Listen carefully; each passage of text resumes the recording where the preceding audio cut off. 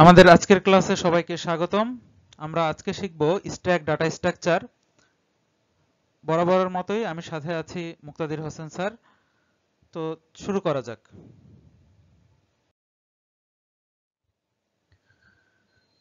আজ আমরা আলোচনা করব স্ট্যাক ডাটা স্ট্রাকচার নিয়ে। স্ট্যাক হচ্ছে খুবই গুরুত্বপূর্ণ এবং শক্তিশালী অ্যাবস্ট্রাক্ট ডাটা টাইপ এবং এটা linear data structure. Stack follow করে হচ্ছে LIFO, last in first out, এই রুলসটা ফলো করে। আর এই স্ট্যাকটা হচ্ছে কম্পিউটার সায়েন্সের প্রায় সব জায়গায় ব্যবহৃত হয়। Compiler, OS, recursion, expression evaluation, undo redo, সব জায়গাতেই আমাদের এই স্ট্যাকটা ব্যবহার করা হয় এবং স্ট্যাকটা খুবই প্রয়োজনীয় ডাটা স্ট্রাকচার।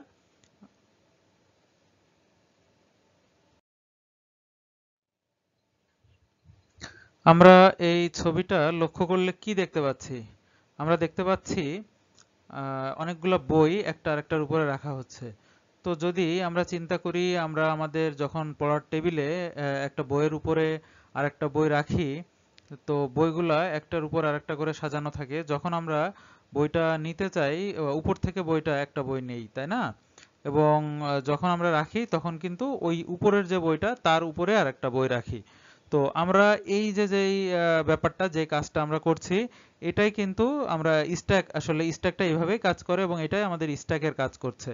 তো এইখানে স্ট্যাকের দুইটা কাজ, দুইটা অপারেশন হয়। যখন আমরা কোনো একটা ডাটা বা কোনো একটা বই আমরা রাখছি আমার স্ট্যাকের মধ্যে, সেটাকে আমরা বলবো হচ্ছে পুশ, এবং যখন আমরা ওইখান থেকে ডাটাটা নিচ্ছি তখন সেটাকে আমরা বলবো পপ।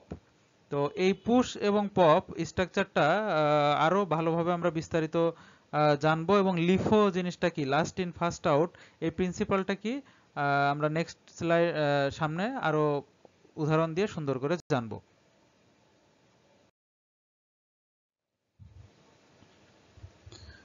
স্ট্যাক এমন একটি লিনিয়ার স্ট্রাকচার যা লিফো নিয়ম ফলো করে।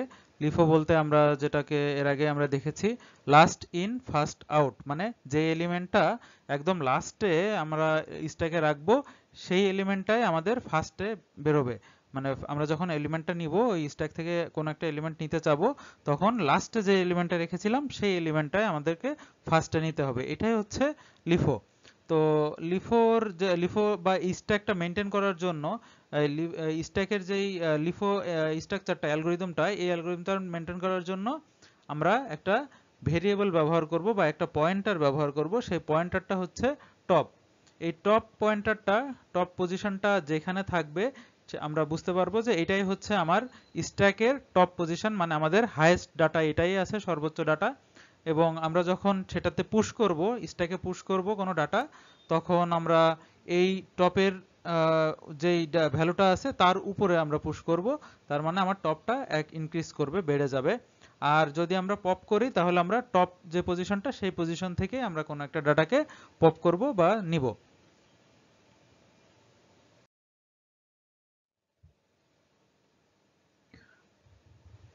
এখন আমরা যদি আমাদের স্ট্যাকটা পূর্ণ থাকে, ভরা থাকে, তাহলে আমরা নতুন একটা আইটেম আমরা আমাদের স্ট্যাকে রাখতে যাচ্ছি, নতুন একটা ডাটা আমাদের স্ট্যাকে রাখতে যাচ্ছি। কিন্তু তখন তো আমরা রাখতে পারবো না, কারণ আমাদের স্ট্যাকটা ফুল হয়ে আছে। সো স্ট্যাক ফুল হয়ে গেলে আমরা যদি কোনো ভ্যালু রাখতে না পারি, সেটাকে আমরা বলবো স্ট্যাক ওভারফ্লো। আর ঠিক উল্টাভাবে, যখন আমার স্ট্যাক খালি থাকবে, সেই খালি থাকা অবস্থায় যদি আমরা কোনো একটা ডাটা নিতে চাই, তখন আমরা আসলে নিতে পারবো না, কারণ আমার স্ট্যাকে কোনো ডাটা নাই। সো সেক্ষেত্রে আমরা সেটাকে বলবো, সেই সিচুয়েশনটাকে বলবো আন্ডারফ্লো।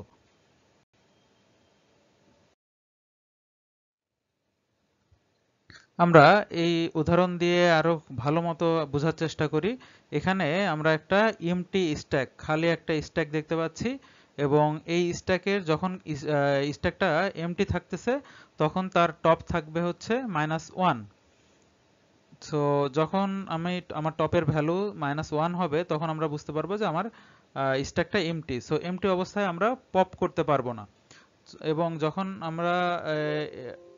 যখন আমরা আমাদের পুশ করব, ভ্যালুটা কোনো কোনো ভ্যালু আমি রাখবো স্ট্যাকের মধ্যে, তারপরেই আমরা স্ট্যাক থেকে ভ্যালু পপ করতে পারবো বা ভ্যালু নিতে পারবো।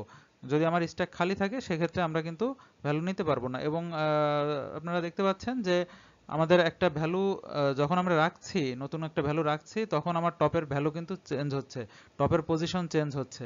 আবার যখন আমরা স্ট্যাক থেকে কোনো একটা ভ্যালু নিচ্ছি তখনও আবার টপের পজিশনটা চেঞ্জ হয়ে যাচ্ছে। সো এভাবে মেইনলি স্ট্যাক কাজ করে।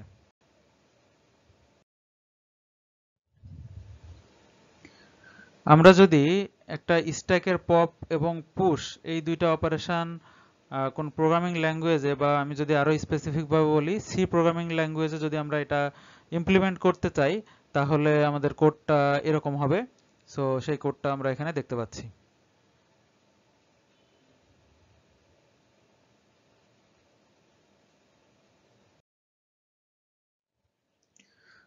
আচ্ছা, আমরা তো স্ট্যাক সম্পর্কে অনেক কিছু জানলাম, বুঝতে পারলাম স্ট্যাকটা।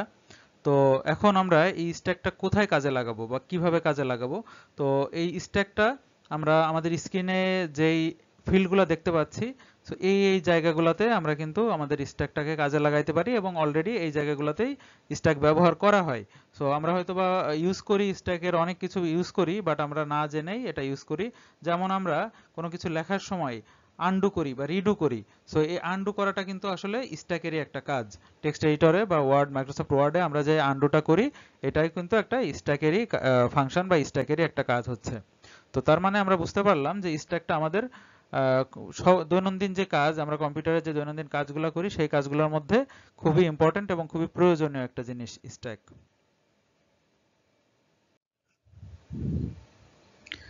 আমরা আমাদের আজকের ক্লাসের একদম শেষ পর্যায়ে পৌঁছে গেছি। আমরা আজকের যে ক্লাসটাতে স্ট্যাক সম্পর্কে জানলাম, স্ট্যাক ডাটা স্ট্রাকচার যে কিভাবে কাজ করে, এটার প্রিন্সিপালস কি, ওয়ার্কিং প্রিন্সিপালস কি, এবং সাথে সাথে আমরা কিভাবে এটাকে কোডে ইমপ্লিমেন্ট করব সেটাও দেখতে পারলাম। তো আশা করি আমার এই ক্লাসটা সবাই ভালো মতো বুঝতে পেরেছেন। আর আপনাদের এই মূল্যবান সময় আমাকে দেওয়ার জন্য অসংখ্য ধন্যবাদ।